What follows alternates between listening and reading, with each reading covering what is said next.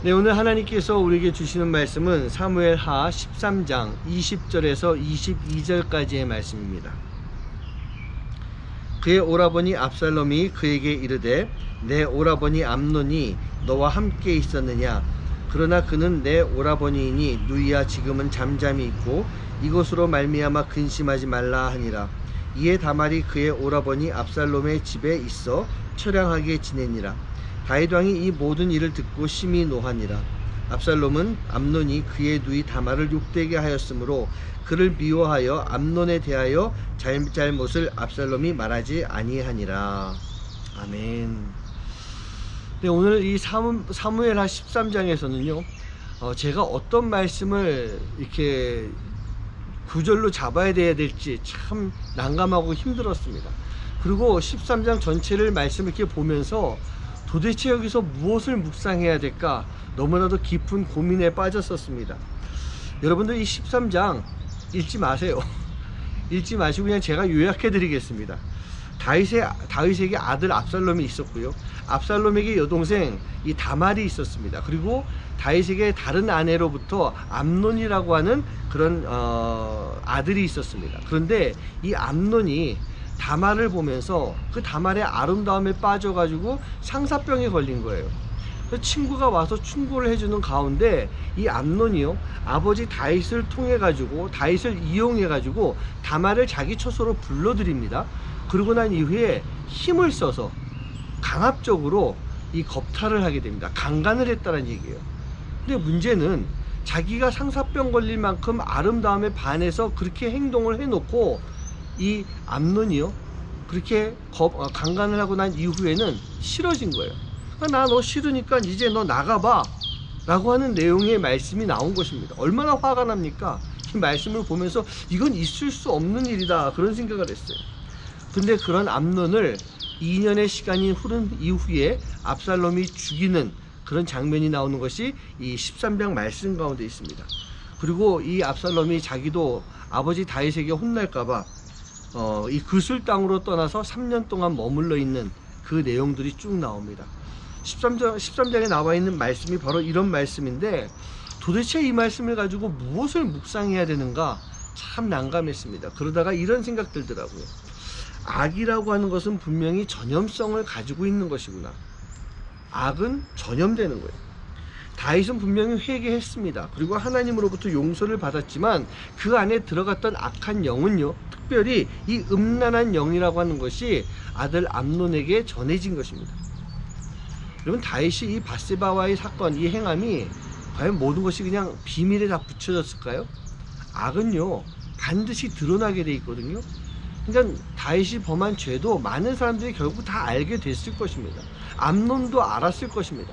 아버지가 저렇게 행동했는데 뭐 나인들 하면서 사단이 들어오고 그 악한 영, 즉 음란한 영이 들어왔던 것을 암논은 쳐내지 못했던 것입니다. 자기 안에 들어온 음란한 영이 인간의 욕구를 통해서 정욕을 통해서 악을 행하는 모습, 아버지 다윗과 아들 암논이 똑같은 죄를 범하고 있는 것입니다. 그리고 다윗의 모습을 볼까요? 두 번이나 나중에 압살롬이 이제 이 암논을 죽이는 과정 속에도 나오지만 두 번이나 이 두 아들에게 이용을 당합니다. 이용을 당하면서 이 아들들이 이 죄를 범하는 그 도구가 돼버리는 거예요. 이 이후의 말씀들 이렇게 쭉 보고 있으면 그런 걸 좀 느낍니다. 다윗의 영이 좀 흐려졌구나. 다윗이 예전 같지가 않구나 라고 하는 것을 느끼게 됩니다. 물론 다행히 하나님은요 끝까지 다윗을 세워주시지만 아들들의 문제, 본인의 영적인 해이함, 다윗 왕가 내에서 계속 나타나는 사건 사고들 그 문제들이 나타나는 거예요. 사랑하는 성도님들, 악은요 반드시 악을 낳게 됩니다. 죄는요 죄를 만들게 됩니다. 다윗이 저질렀던 죄가 암논에게 전해지고요 그 죄가 압살롬에게 전해지면서 결국에는 이 치정에 의한 살인까지 벌이게 되는 아버지 다윗의 죄와 똑같은 죄를 아들들이 지금 짓고 있다는 얘기예요. 과정은 다를지 몰라도 똑같은 결과가 나타나고 있습니다. 여러분들 우리가 악을 멀리해야 되는 이유를 알겠습니까? 그 악은요 나에서 끝나는 것이 아닙니다. 나를 통해서 그 누군가에게 전달이 되는데, 오늘 말씀 속에서 보면 다윗의 죄가 아들들에게 전달되고 있어요. 무섭지 않습니까? 우리는요, 이 다윗의 모습을 생각해야 됩니다. 악이 전달되지 않도록, 악이 전염되지 않도록 내 손에서 그것을 막아야 됩니다. 그게 믿음의 사람, 하나님의 사람이 가지고 있어야 되는 마음인 것입니다. 어떻게 해야 우리가 악을 멀리할 수 있을까요? 악이 다가오는 것을 쳐낼 수 있을까요? 방법은 하나밖에 없습니다. 말씀과 기도입니다. 말씀을 보고 기도하고 있을 때 우리는 악으로부터 넘어지지 않는 삶이 될 것입니다.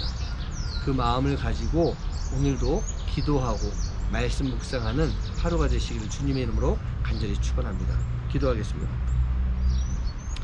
하나님, 참 무섭습니다. 이 악이라고 하는 것이 나에게서 끝나는 것이 아니라 이 악이 전달됩니다. 이 악이 나누어집니다. 더 커집니다. 그리고 똑같은 결과를 가져오게 되는데, 하나님, 우리가 살아가면서 이 악을 멀리할 수 있도록 늘 기도하게 해주시고 늘 주님의 말씀을 보고 묵상하는 삶이 될 수 있도록 인도하여 주시옵소서.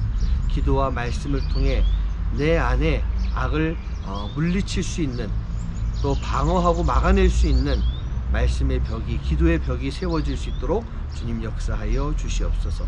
이 모든 말씀 예수님의 이름으로 간절히 기도하옵나이다.